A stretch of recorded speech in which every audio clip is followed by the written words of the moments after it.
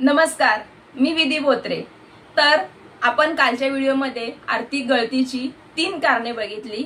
तर आज आपण चौथं कारण पाहूया। तुमच्या गाडीचा मेंटेनन्स नक्कीच होईल। आता बघूया आपण महागडी गाडी घेणे म्हणजे सर्व्हिसिंग आणि मेंटेनन्सवर जास्त रक्कम खर्च करणे। लक्षात ठेवा, दुरुस्तीची गरज असलेल्या कोणत्याही गोष्टी तुमचे पैसे कधीही गुंतवू नका।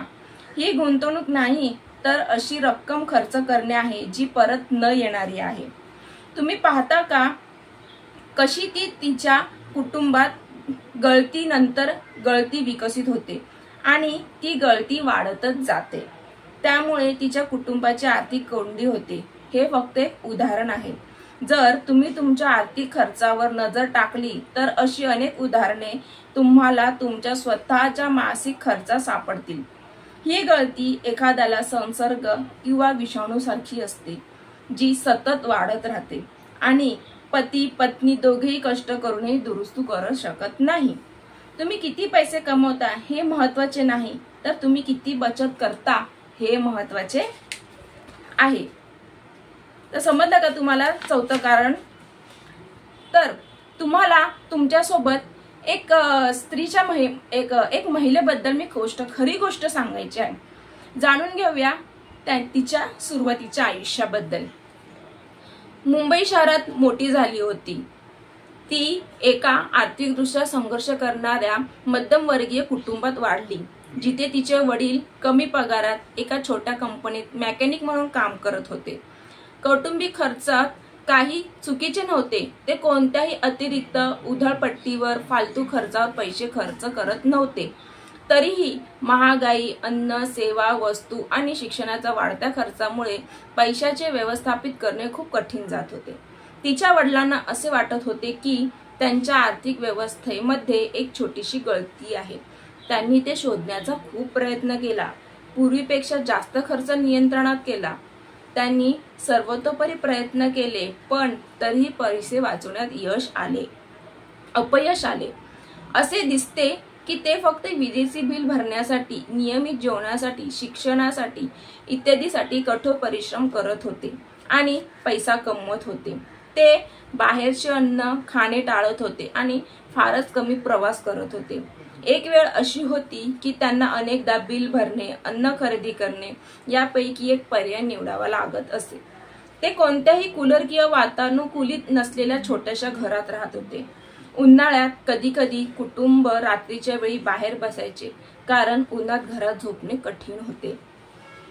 अडचणी असूनही तिच्या कुटुंबाने कधीही हार मानली नाही। त्यांनी नेहमीच एक मार्ग शोधून काढला। एके दिवशी कुटुंब जेवण करत होते। जेवताना त्या महिलेने सर्वांना मसालेदार व तेलकट पदार्थ खाण्यास टाळण्यास सांगितले।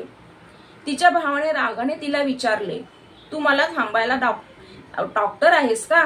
तर त्यावर ती म्हणाली, मी आता डॉक्टर नाहीये, पण एक दिवस मी डॉक्टर होईल। हे ऐकून तिचे वडील हळू आवाजात म्हणाले, मला ते परवडणार नाही। तिच्या वडिलांनी फूड सायन्समध्ये तिच्यासाठी प्रवेश घेण्याचा प्रयत्नही देखील केला, पण भरमसाठ फी आणि इतर अतिरिक्त खर्चामुळे तिला BA मध्ये जावे लागले, म्हणजे बॅचलर ऑफ आर्ट्स मध्ये। एज्युकेशन पूर्ण केल्यानंतर तिने डेटा एंट्री ऑपरेटर म्हणून नोकरी करण्यास सुरुवात केली। तिने 5 वर्षे कठोर परिश्रम केले आणि तिचे करिअर चांगले करण्यासाठी काही नोकरीत बदल केल्यावर तिला मासिक सुमारे 15,000 पगार मिळू शकला। दर महिन्याला तिचा संपूर्ण पगार तिच्या कुटुंब खर्चासाठी वडिलांकडे द्यायची। ती फक्त तिच्या वैयक्तिक प्रवासासाठी आणि इतर दैनंदिन खर्चासाठी थोडीशी रक्कम बाजूला ठेवायची। आपल्या जीवनात आर्थिक समस्यांचे काय परिणाम आहेत हे तुम्हाला माहित आहे का?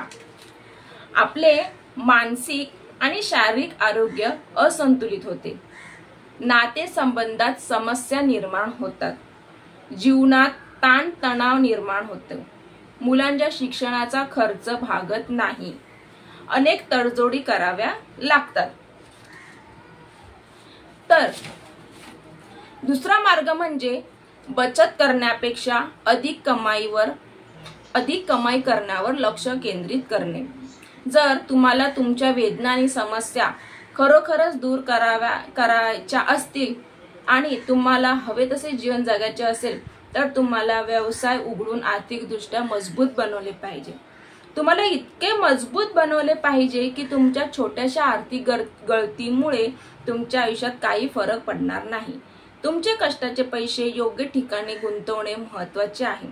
तसेच मूल्य कमी न होणाऱ्या गोष्टींमध्ये पैसे गुंतवत राहा, जेणेकरून तुम्हाला बँकेत अधिकाधिक पैसे जमा होतील।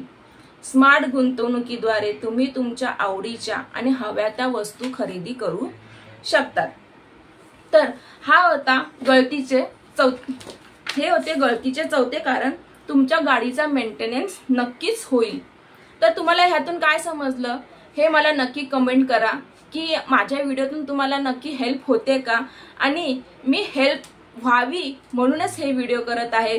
आणि स्पेशली मला हाऊसवाईफ गृहिणींसाठी, स्त्रियांसाठी ज्या घरी बसून आहेत त्यांना मला हेल्प करायची आहे की त्या माझ्या व्हिडिओ बघून की त्या आधारे त्या नक्कीच त्यांच्या लाईफमध्ये चेंजेस करू शकतात, बदल घडवून आणू शकतात।